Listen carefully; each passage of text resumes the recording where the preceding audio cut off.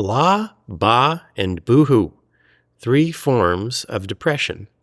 In this video, I'm going to delineate 3 different forms of depression. Now, I myself don't actually think of these 3 things all as depression. I only think of one of them, really, as depression.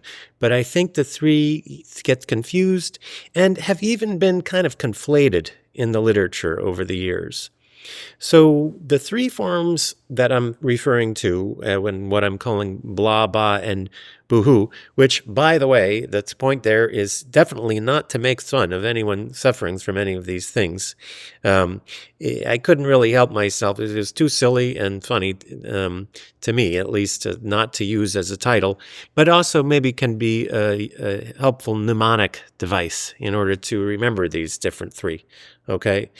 Blah would be the kind of standard depression, okay? The mood is low, the energy goes down, there's a kind of loss of joy in life, a loss of desire and interest in life, okay? This sort of standard depression. Bah, like bah humbug, is a kind of agitated stuckness. We could think of it as negativity, envy, bitterness, resentment, self-loathing, okay?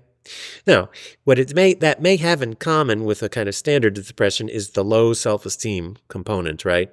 But it's a more agitated variety. Sometimes in the literature it's been thought of as kind of depression plus anger, but I don't really think that's right. I think it's its own kind of beast, okay?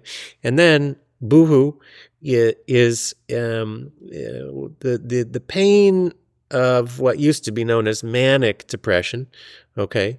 I don't really want to speak to bipolar disorder because that concept, being kind of new, is so associated with psychiatry and the physiology that I want to say it's a little outside of my area of expertise, so I don't want to comment on that. But the pain involved in, let's say, someone who's presenting with a little bit of a manic disposition, okay, what we might call hypomania. That means like a little bit of mania, characterized by like denial of pain and by a tearful disposition. The pain there, I believe, is different from straightforward depression. It's a more agitated kind of pain, but it's a pain that relates to love and heartbreak. And so the term that I use for that pain is heartbreak or lovesickness. Interestingly, 2,000 years ago or so, the ancients thought in terms of there being melancholia, depression, and they thought in terms of lovesickness as like a kind of formal ailment. So that used to be a standard diagnosis, lovesickness, if you go back to the ancient world. And it was known to be associated with kind of manic qualities, okay? So, again, the 3 forms of depression: straight depression, what I would call negativity, and heartbreak. And in my view, they're 3 different things, okay? Now, to just say a little word about the underlying structure of each of these and indicate what's involved in treatment, a very simple way to think about it would be the straightforward depression we could think of as a disorder of the play function. Okay, there may need to be more allowance for mourning, okay, and more purposeful channeling of playfulness, okay, in straight depression.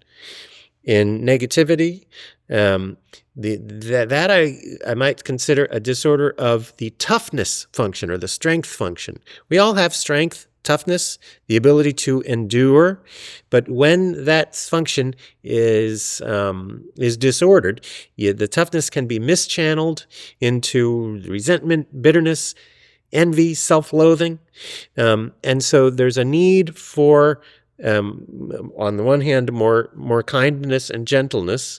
But on a deeper level, there may be a need for more purposefully channeling toughness. Okay, that toughness needs a place to go. It needs something to do.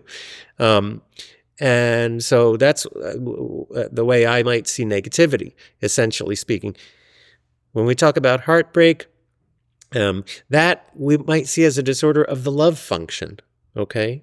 And so what may be needed there is, on one level, perhaps a little bit of a thicker skin with respect to rejection, or with respect to unrequited love or love gone wrong. But on a deeper level, the love may need to be channeled more purposefully. Okay. So straight depression, a disorder of the play function. Negativity, or what has been technically known as masochism, a disorder of the toughness function, and heartbreak or love sickness, a disorder of the love function. Okay. Now I know that's all very abstract, but I thought you might find it interesting and potentially useful. So thanks for listening, and I'll be back with more soon.